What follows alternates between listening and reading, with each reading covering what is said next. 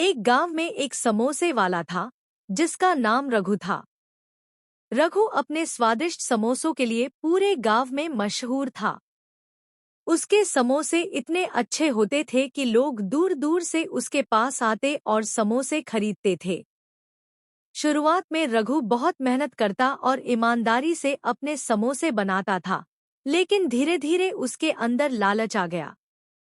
रघु सोचने लगा, अगर मैं समोसों में आलू कम डाल दूं और आटे में हल्का सा मैदा मिला दूं, तो मेरा मुनाफा और भी बढ़ जाएगा। बस फिर क्या था, उसने ऐसा ही करना शुरू कर दिया।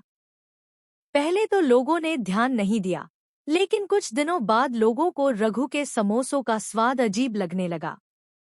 एक दिन गांव का बुजुर्ग हरिया रघु के पास समोसे लेने आया।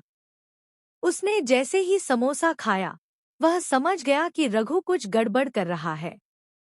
उसने रघु से कहा, रघु, तुम्हारे समोसे पहले जैसे नहीं रहे।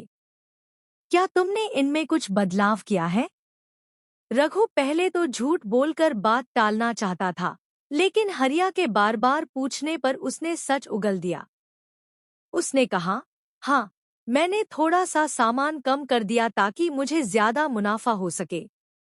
हरिया ने रघु को समझाया, बेटा, याद रखो कि लालच कभी भी किसी का भला नहीं करता। तुम्हारे ग्राहक तुम्हारे ईमानदारी और स्वाद के कारण आते हैं। अगर तुम उन्हें धोखा दोगे, तो वे धीरे धीरे तुम्हें छोड़ देंगे। रघु को अपनी गलती का एहसास हुआ और उसने फिर से अपने समोसों को पहले की तरह स्वादिष्ट और ईमानदारी से बनाना शुरू किया। कुछ ही दिनों में उसका व्यापार फिर से चल पड़ा और अब उसने ठान लिया कि कभी भी लालच में आकर अपने ग्राहकों को धोखा नहीं देगा। इस कहानी से यह सीख मिलती है कि लालच बुरी बला है और ईमानदारी से कमाई हुई दौलत ही टिकाऊ होती है।